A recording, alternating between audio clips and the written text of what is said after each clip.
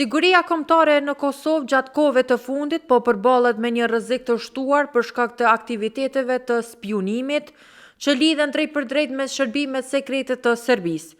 Konkretisht me Agjencinë për Inteligjencë dhe Siguri apo thënë ndryshe me BIA-n serbe. Brenda një viti të vetëm janë arrestuar 6 persona në ndyshimin për bashkëpunimin me institucionet serbe. Në qendër të hetimeve dhe operacioneve që kanë quar në ndalimin e tyre kanë qenë Agjencia Kosovare e Inteligjencës në bashkëpunim me Policinë e Kosovës dhe Prokurorinë Speciale.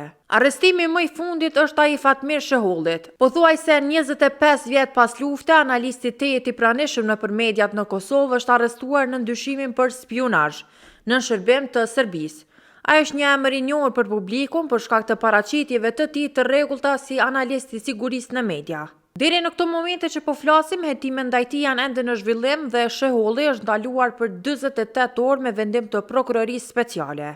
Policia e Kosovës kreu një mbastisje disa orëshe në banesën e tij, nga ku dalën me prova materiale shumë prej tyre dokumente. Arrestimi i Fatmir Shehollit i shtohet një listë në rritje të personave të dyshuar në lidhje me shërbimet sekrete serbe. Pikërisht për të njëjtën gjë në maj të vitit të kaluar u patën arrestuar 2 kosovarët, Bedri Shabani dhe Muharrem Çerimi. Sipas prokurorisë, ata akuzohen se kanë dhënë informacione tek Agjencia për Inteligjencë dhe Siguri e Serbisë për disa institucione të sigurisë në Kosovë për UÇK-n dhe masakrën e Reçakut.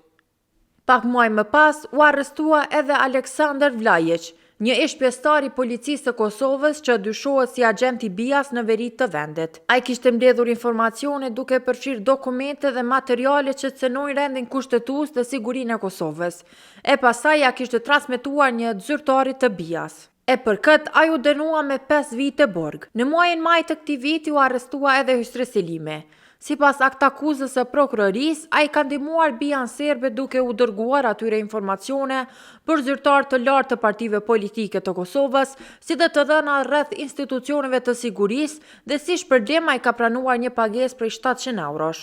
Një tjetër rast është ai Bojan Jeftić, oficer polici në pikën kufitare dhe Ybardh, i cili u arrestua në korrekt në ndëshkimin se ka kryer bashkëpunim me shërbimet serbe për të përcjellur informacione nga brenda institucioneve të sigurisë. Jeftić ka qenë i angazhuar në pozitën e shefit të operativës në policinë kufitare. Po ashtu një punonjëse OSBE-s Jelena Gjukanović u paraqet para disa ditëve në gjykatë nën akuzën për shpionazh. Deri në momentin e arrestimit të saj, me datën 28/2/2025, në cilësinë e zyrtares vendore të misionit të OSBE-s në Kosovë pranë zyrës rajonale në Mitrovicë, në pozitën zyrtare e programit kombëtar në zyrën rajonale në Mitrovicë, me vedije të plotë dhe me dashje direkte, ka kryer veprime të përsëritura që përbëjnë ndihmë aktive për veprimtarinë informative të një shërbimi të huaj, konkretisht në Agjencinë për Inteligjencë dhe Siguri të Republikës së Serbisë, duke i ofruar të dhëna dokumente dhe informacione të ndjeshme të siguruara gjatë ushtrimit të detyrës së saj zyrtare